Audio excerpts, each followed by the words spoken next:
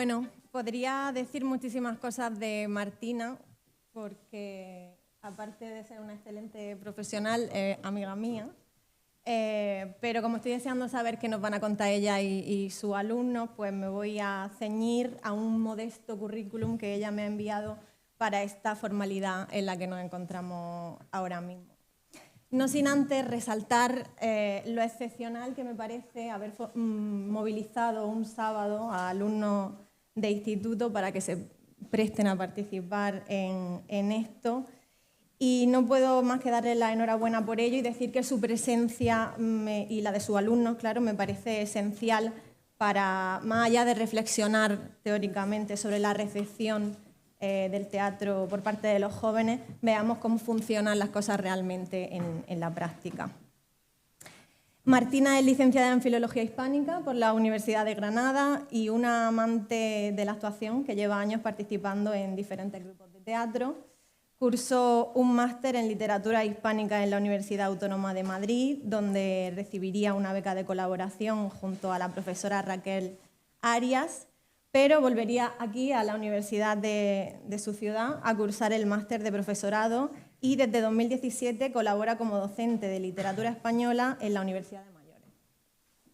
Ha participado en múltiples congresos, entre los que resaltan en relación con su trabajo como docente el cuarto Congreso Andaluz de Coeducación, Uniendo Piezas por la Igualdad, o el cuarto Congreso Internacional de Estudios Femeninos y Feministas. Ha contribuido también al mundo de la investigación educativa con un capítulo en el libro colectivo La alfabetización académica, cómo escribir un trabajo fin de estudio, coordinado por José Manuel de Amo. Pero, sobre todo, desde ese mismo año 2021, es profesora de secundaria, llevando a cabo esta labor en el IES Fuentenueva de Elegido desde 2022. Allí es donde ha puesto en marcha el proyecto del que viene a hablarnos, también acompañada. Así que, sin más dilación, le doy la palabra para que comience este trabajo con el perro del hortelano en clase como una experiencia de éxito.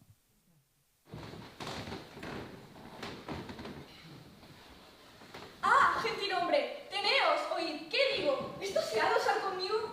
¡Volved! ¡Oíd! ¡Escuchad! ¡Hola! ¿No hay ningún sirviente aquí? ¿No hay ningún hombre? Pues no fue sombra lo que vi, ni sueño que me ha burlado. ¡Hola! ¡Es que todos duermen ya! Llama a vuesa señoría. Para la cólera ni a gusto esta flema me da. Corred, necio, en hora mala, pues merecéis este nombre. Y encontrad al hombre que salió de aquesta sala. De esta sala. Recordad y responded con los pies. Voy tras él. Allá quién es. Hay tal traición, tal maldad. No he visto tal como un gavilán partió. Cuando bajaba la escalera, lo hallé. Y no lo hallé. Cuando bajaba la escalera, a la lámpara tiró el sombrero y la mató. Con esto los pasos pasa, y en el oscuro del portal saca la espada y camina. Ay, vos sois muy lindo, gallina. ¿Qué quería? Pesia, tal, cerrar con él y matalle. Pero yo sabré quién es. Plumas en el sombrero llevaba, y en la escalera ha de estar. Ve por él. Si le he de hallar. Pues claro está, majadero, pues no se ha de bajar cuando huyendo fue. Con el sombrero he topado más, no puede ser peor. Muestra, ¿qué es esto? No sé, aquel galán tiró. Pues las pruebas que yo vi, y bien que eran exceso, ¿a esto se resolvieron? Como en la lámpara dio, sin duda se las quemó. Ícaro al sol no subía, que abrazándose las plumas cayó en la blanca espuma del mar. Pues esto sería. La lámpara, el sol fue, y el sombrero, Ícaro. Y el fuego las deshizo, y en la escalera le hallé. No estoy para burlas, Fabio, que hay mucho que hacer. No voy a dormir, no por vida de Diana, hasta saber qué es lo que pasó. Vean por esas mujeres todas.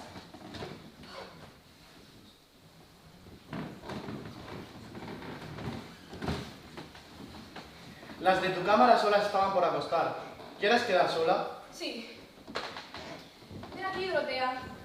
¿Qué manda, señoría? Que me dijeses quién estas calles pasean. Señora, el marqués Ricardo y algunas veces el conde París. La verdad responde lo que decirte aguardo, si quieres tener remedio. ¿Qué te puedo yo negar? ¿Con quién nos has visto hablar? Si me pusiese en medio de 1000 llamas, te diría que fuera de ti hablar con nadie lo vi, que aquí esta casa esté. No tendrá ningún papel, ningún paje venido a verme. Jamás. Hazte ahí. Ven aquí, Anarda. ¿Qué me mandas? Que me dijeses quién salió de aquí.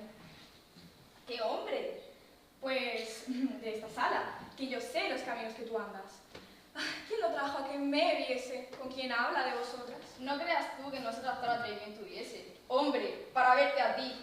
Había de ser traición tuya, ni hacer esa traición contra ti. No, señora, no lo entiendo. Espera, apártate aquí, porque a sospechar me das, si engañarme no pretendes, que por alguna criada este hombre ha entrado aquí.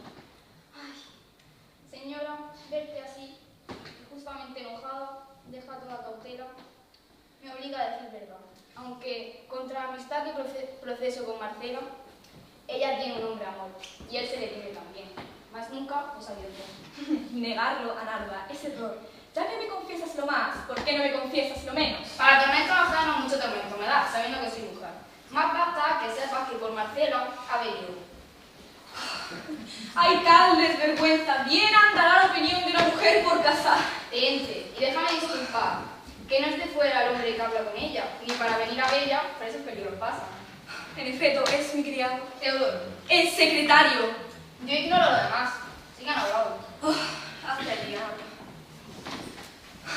Marcela, Señora, escucha. ¿qué manda? Temblando llego. No es ofensa. Eres tú. Eres tú de quien yo confiaba mi honor y mis pensamientos. Pero, ¿qué te han dicho de mí, sabiendo tú que profeso la lealtad que tú mereces? Tu lealtad. ¿En qué te ofendo? No es ofensa que en mi casa y en mis aposentos venga un hombre a hablar contigo. Está Teodoro tan necio que donde quiera me dice 2 docenas de requiebros. 2 docenas, bueno, a fe. Bendiga al bueno en el cielo, pues se vende por docenas. Bueno, ¿y qué te dice? No creo que se me acuerde. Sí, ahora. Una vez me dice que me pierde en esos ojos y en esa alma. Otra, que en ellos se pierde y que por las noches no duerme pensando en mí, en sus deseos y en esa hermosura. Y otra, en que quiere perder y enlazar esos cabellos con nosotros y que en sus pensamientos quiere. Más, ¿para qué preguntar niñería? Tú por lo menos bien te vuelvas. No me pesa. No me pesa que el casarse con Teodoro sea el fin del justo y honesto del casamiento conmigo. Ah, es el casamiento honesto, blanco de amor. ¿Quieres que yo trate de esto? ¿Cómo dices? Ya que veo, señora, tu blandura en tu enojo y tal nobleza en tu pecho, te aseguro que lo adoro, porque es el mozo más prudo y más prudente que tiene aquí esta ciudad. A tus pies tienes tu hechura. Vete. 1000 veces lo beso. Dejadme sola. ¿Qué ha sido? Brava Inquisición, ¿Sabes tus secretos ya? que si lo sabe y son bien honestos.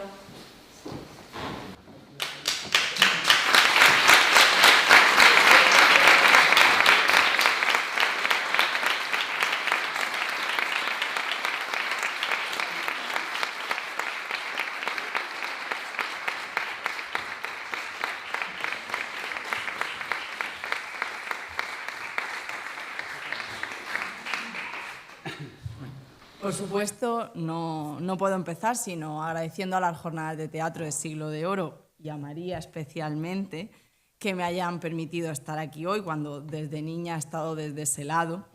Pero aún quiero poner más énfasis en mi agradecimiento a Sofía, a Jorge, a Laura, a Elena y a Eva, Diana, Fabio, Dorotea, Anarda y Marcela, respectivamente, por hacerme este inmenso regalo de querer acompañarme hoy representando esta primera escena del Perro del Hortelano de Lope de Vega y poder corroborar o desmentir cualquier cosa que yo pudiera decir hoy aquí sobre nuestra experiencia leyendo a Lope en el aula.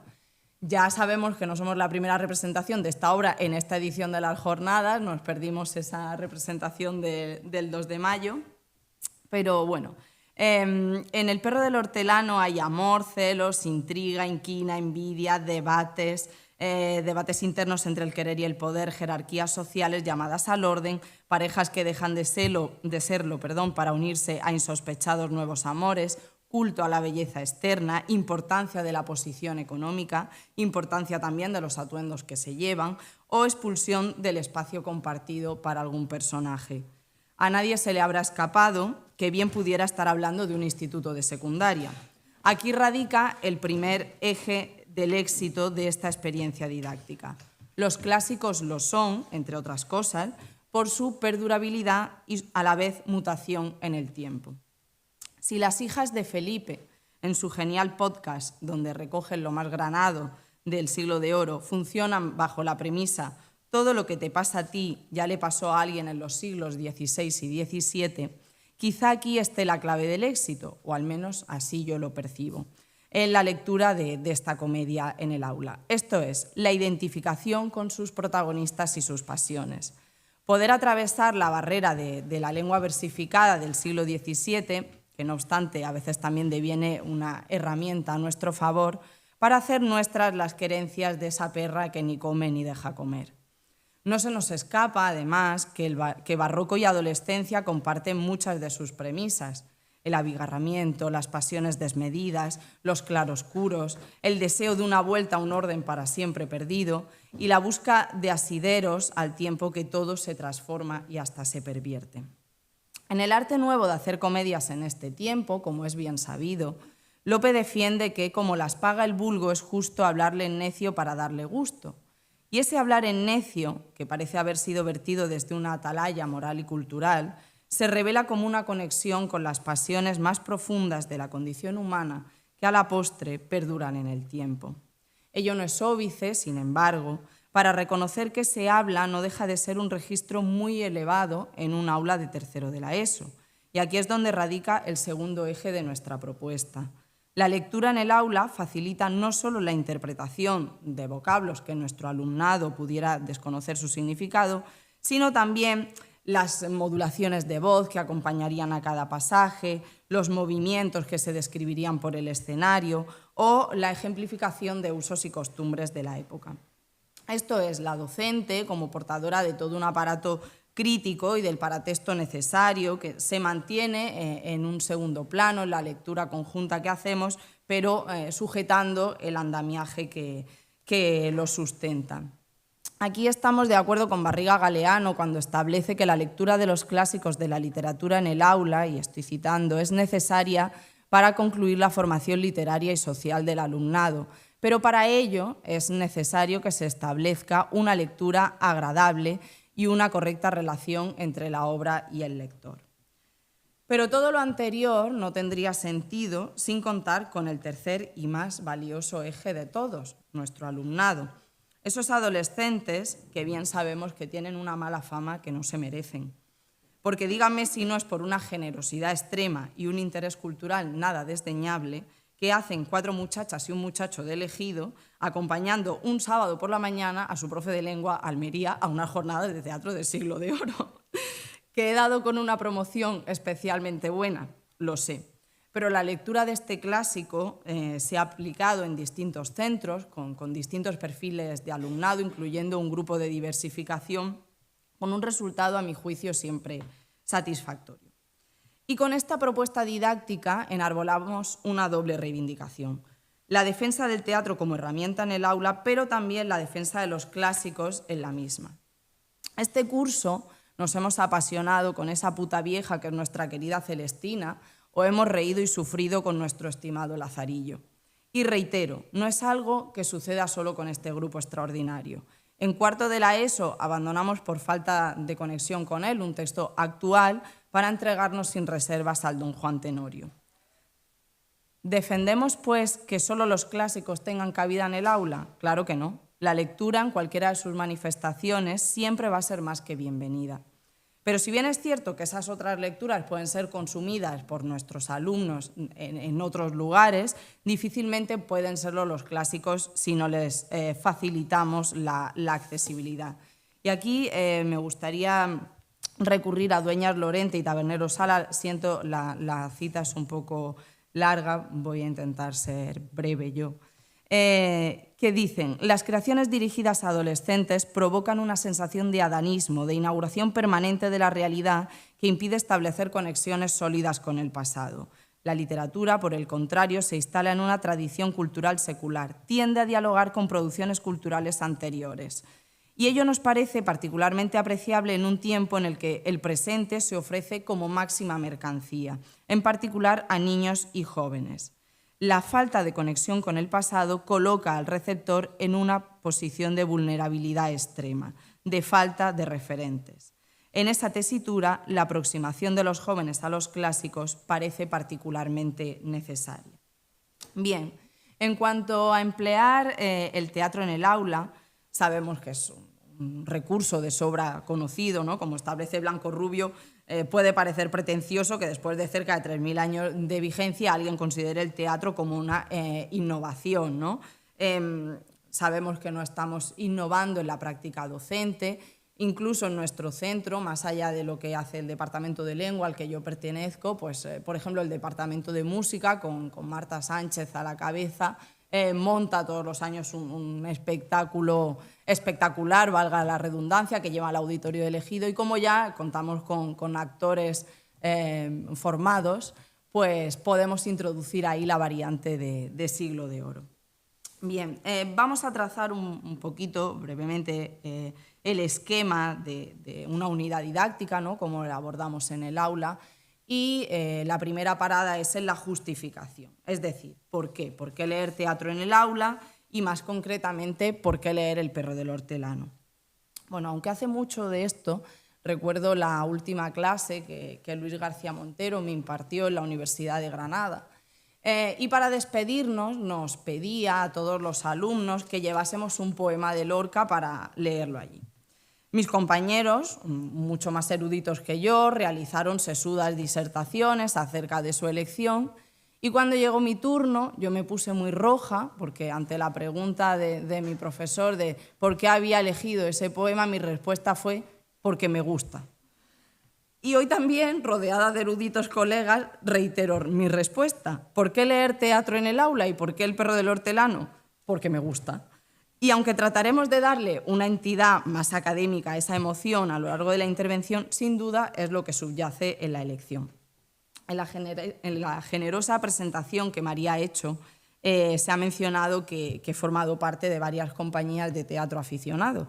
Coincidió en mi primer curso como profesora de secundaria como mi primer curso como alumna de Gema Jiménez, y allí nos propuso montar el perro del hortelano.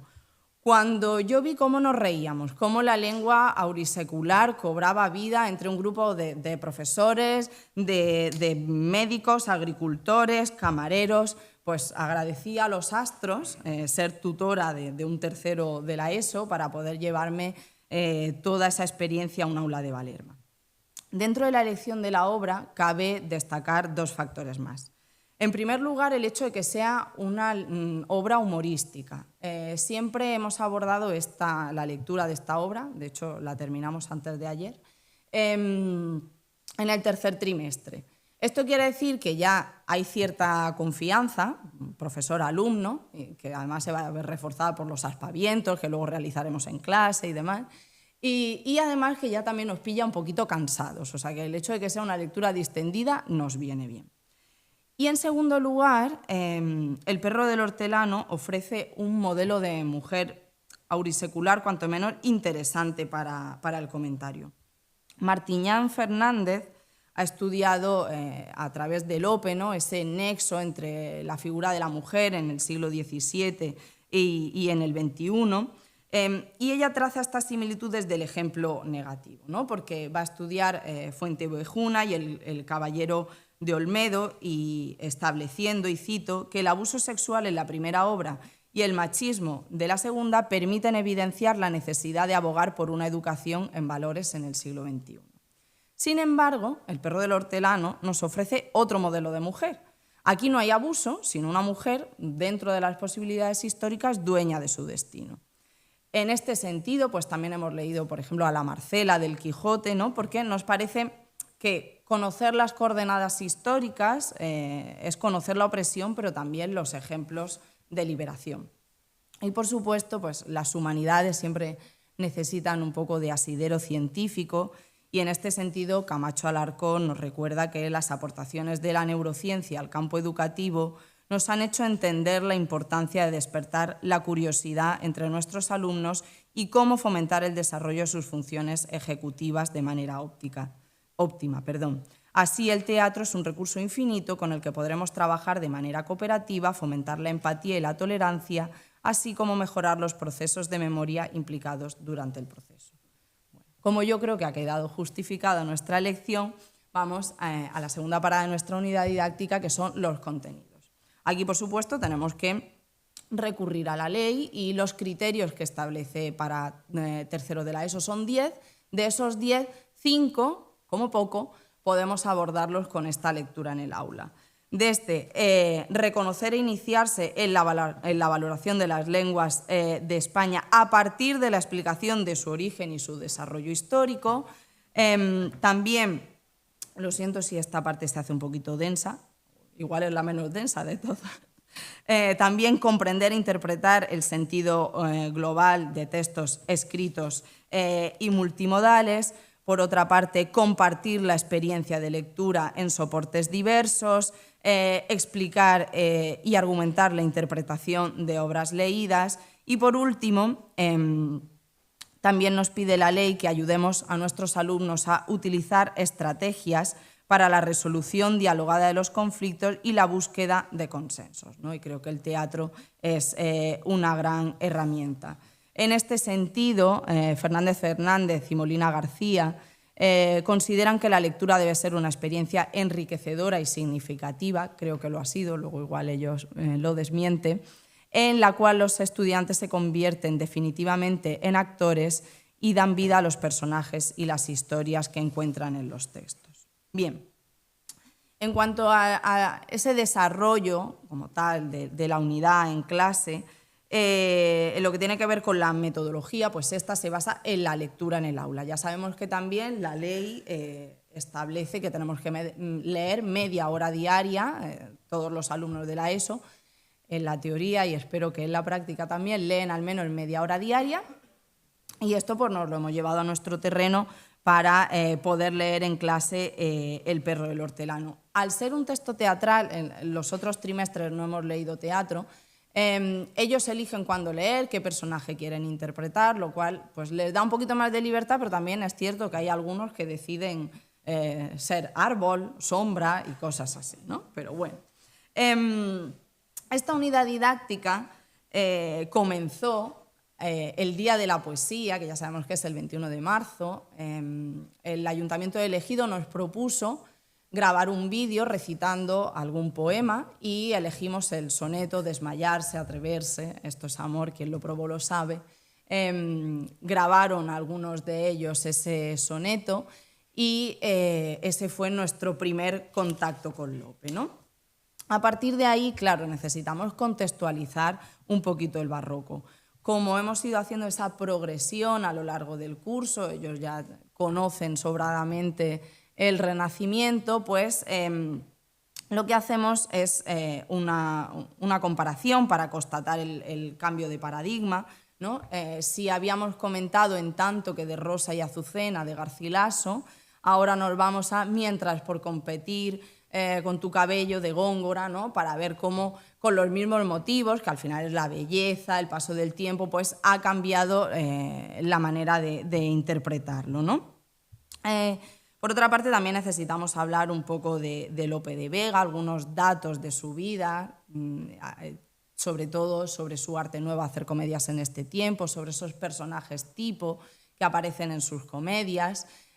Y todo esto, el punto 2 y el punto 3, ya se van simultaneando con la lectura dramatizada en clase del Perro del Hortelano. Hemos leído todo el Perro del Hortelano en clase y lo hemos ido intercalando con estas explicaciones, ¿no?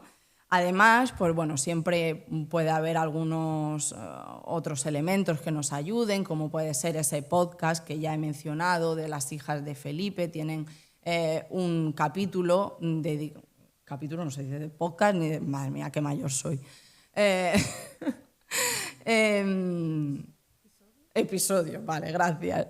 Dedicado a Lope, ¿no? Que además con un poquito de sorna, a continuación lo acompañan de Nuevas masculinidades barrocas y también esa serie macro explotada con los profesores de literatura que es El Ministerio del Tiempo, ¿no? Me encanta cómo aparece Lope en El Ministerio del Tiempo.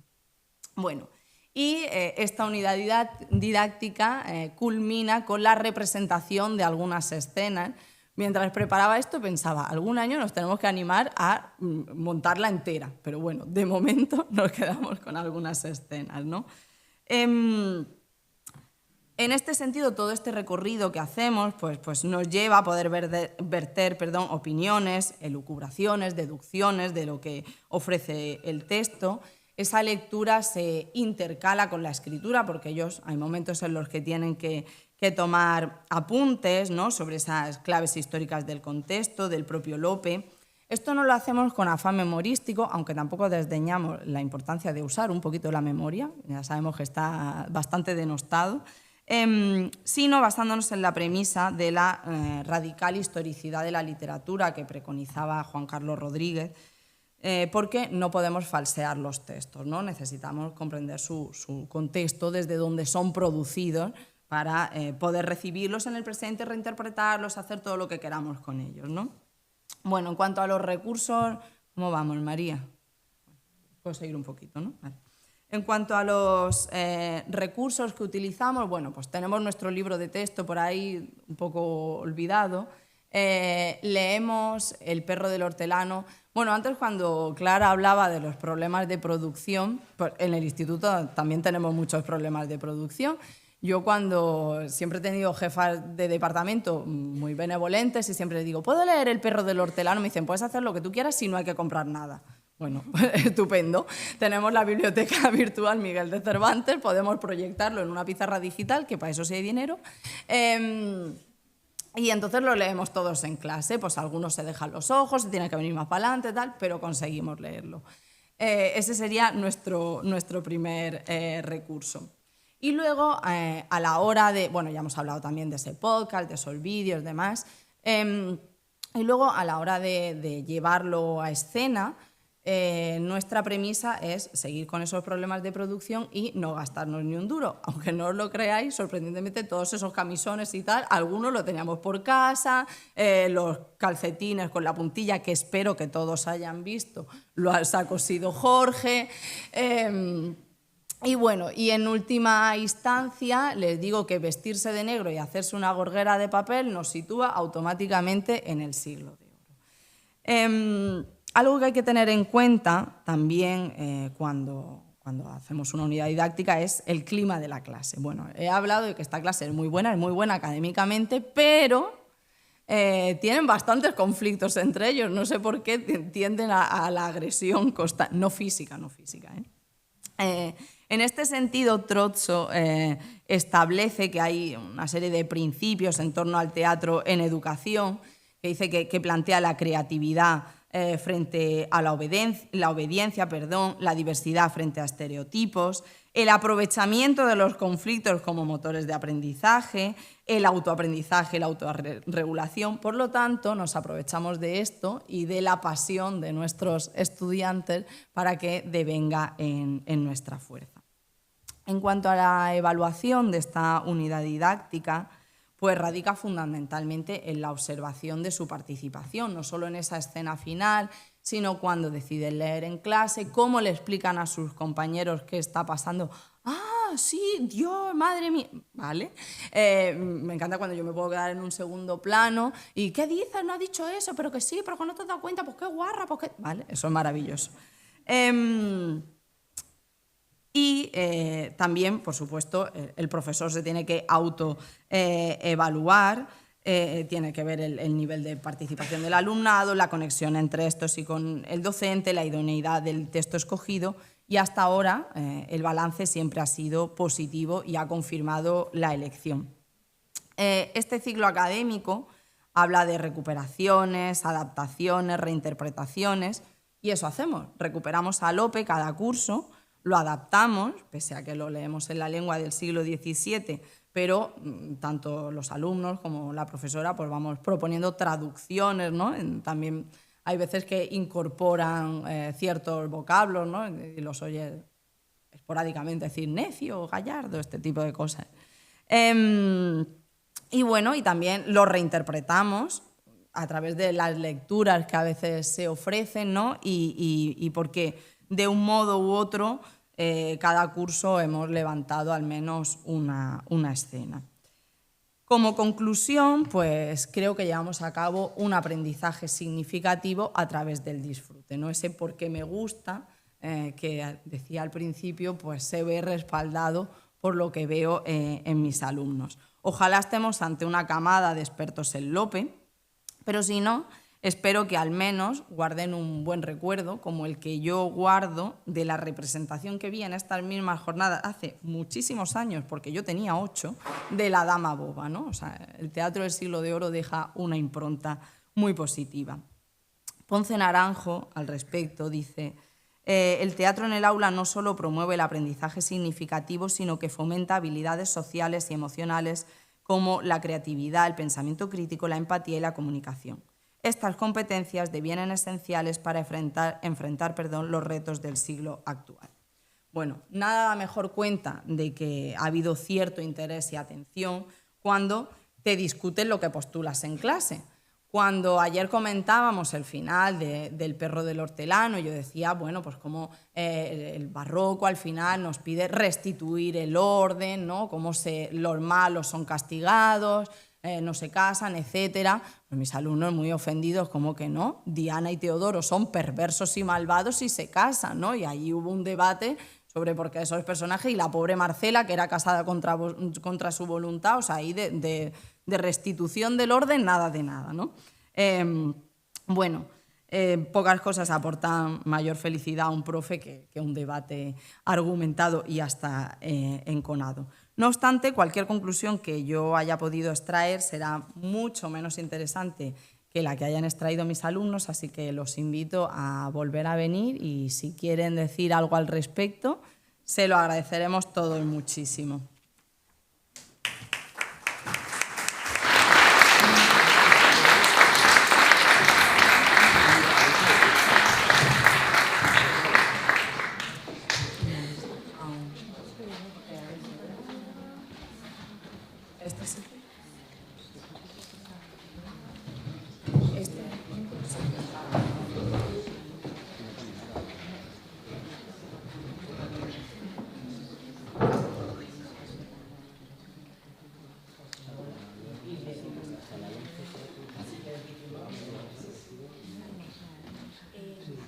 Hola, yo soy Eva y gracias a mi maestra Martina estoy aquí y os voy a decir, bueno, una opinión de lo que tenía yo de esta obra. El Perro del Hortelano me pareció una obra muy entretenida porque mezcla amor, celos y humor. Aunque el lenguaje es un poco difícil, la historia en sí es súper interesante y los personajes tienen conflictos. Lo que más me gustó fue el humor y cómo se resuelven los problemas al final. En general es una obra clásica que todavía puede gustar hoy en día. Entonces, pensando en mi casa, yo dije, ¿y por qué no hago una escena y la pongo en el lenguaje actual? Porque yo cuando leía en clase muchas veces decía, ¿qué me están contando? Entonces hice la escena de Diana y Dorotea cuando se entera Diana de que está hablando Marcela con Teodoro. Entonces empieza Diana y le dice, a ver, Dorotea, ven aquí y siéntate que esto va para largo. Dorotea le responde, cuando usted pone esa voz, alguien acaba despedida, ¿eh? Tranquila, de momento. Dime, ¿has visto entrar alguna carta sospechosa en esta casa? ¿Sospechosa? ¿Cómo? ¿Con perfume? ¿Con corazones? ¿Con drama? No te hagas la graciosa. ¿Una carta de amor? Ah, de esas sí, varias. Esto parece correo en San Valentín, ¿eh? ¿Y para quién? Para alguien cuyo nombre empieza por Teo y termina en drama, ¿eh? ¡Teodoro! ¡Shh! Que lo dices como si fuese Voldemort. ¿Y con quién habla? Venga, dímelo. Señora, yo aunque me prometan subida de sueldo, que no voy a decir nada. A ver, pero que lo vi hablando con otra mujer. O sea que lo viste. Yo no he dicho eso. Usted lo ha ido con el corazón, que oye lo que quiere. Bueno, esta sería un poco la escena. Y esa sería mi opinión.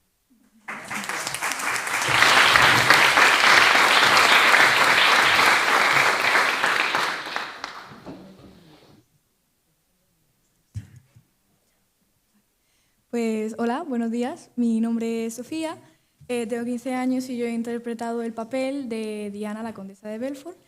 Pues para mí ha sido un papel bastante curioso, no me esperaba poder hacerlo, sobre todo porque ha sido mi primer teatro, pero ha sido una experiencia bastante entretenida, sobre todo hacerlo con mis compañeros. Y referente a leer Lope de Vega en clase, para mí ha sido una experiencia bastante positiva, sobre todo porque me gusta mucho leer historias, entonces ha sido bastante entretenido y aparte también pues me ha gustado, a lo que mucha gente podría pensar, a mí sí me ha gustado mucho que esté en castellano antiguo, sobre todo porque me gusta mucho el tema de tener que estar no solamente entendiendo la historia, sino también yo misma como intentar sabiendo qué es lo que dicen y representándola pues de alguna forma, y pues eso a mí me gusta mucho. También leerlo en clase pues, nos ha ayudado a que podamos entenderlo mejor, sobre todo con la ayuda de nuestra maravillosa profesora Martina.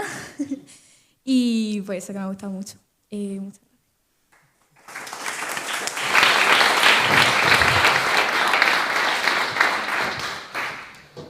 Buenos días, mi nombre es Laura.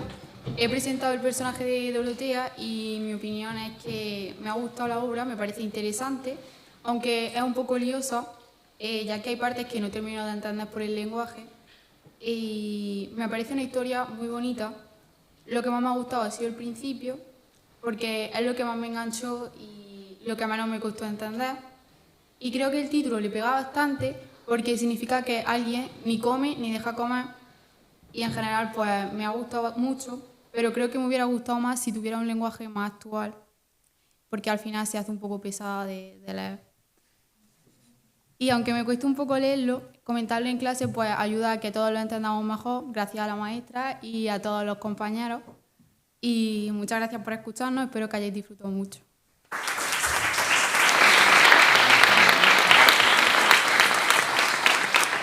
Bueno, hola a todos, yo soy Elena y os voy a hablar un poco sobre cómo hemos interpretado la obra en nuestra clase, mi opinión sobre la obra y sobre mi personaje. Yo he interpretado al personaje de Anarda y me ha parecido muy divertido, ya que su personalidad es muy diferente a la mía, pero me ha parecido un reto interesante. La obra en sí me va gustando bastante. Debo decir que a mí no me gustan los triángulos amorosos porque nunca se van con el personaje que yo quiero. Pero me está pareciendo interesante. Mis compañeros en clase opinan que no les gusta el lenguaje antiguo, pero como mi compañera Sofía, yo tengo otra opinión. A mí me gusta descifrar, analizar las frases y encontrar un significado muy grande en una frase muy corta. Ha sido una gran experiencia y gracias por su atención.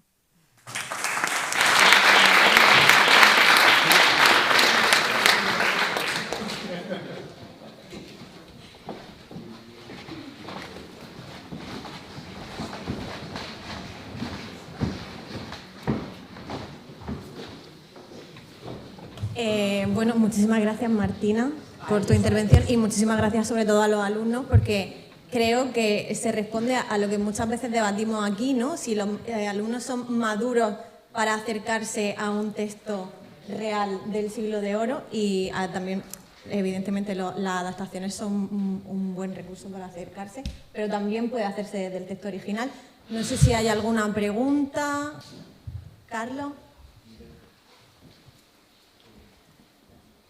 Bueno, primero muchas gracias por la conferencia y enhorabuena a los chicos por su interpretación.